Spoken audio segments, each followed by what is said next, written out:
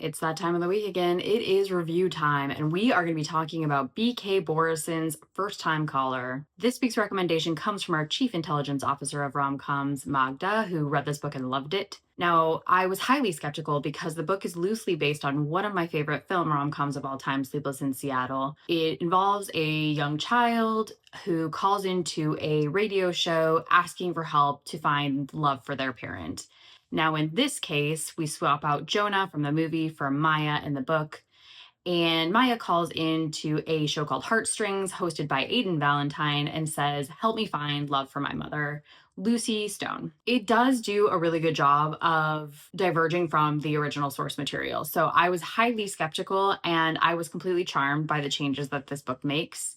Let me tell you, Lucie Stone, the female main character in this, I loved her. You can totally understand how these side characters come into her life because she's an absolute badass. She's so smart. She's so funny. She works as a mechanic. She's just a badass single mom.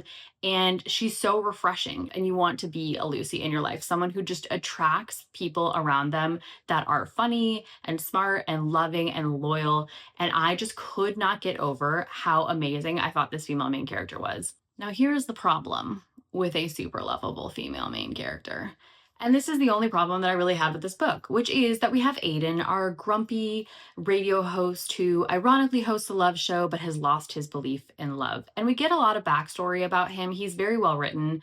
But the problem that I have is that, as any good female friend would feel, and I am Lucy's friend now, obviously, I have so much loyalty, and Aiden isn't good enough for her. That's the problem, is that you have to, if you build a perfect female character, build a man who is there to match her. And for me, though Aiden is charming and sweet and all of his faults, I think, are explained in the plot of the book, I felt as though he was not a match for our girl, Lucy. And that was the only downside of this book. It's still worth a read. I was completely enraptured. I do think this book is such a perfect rom-com. It's so satisfying. It's surprising, but then also like comforting in a lot of ways. I am a first-time reader of BK Borison, and now I will be a long-time reader of BK Borison.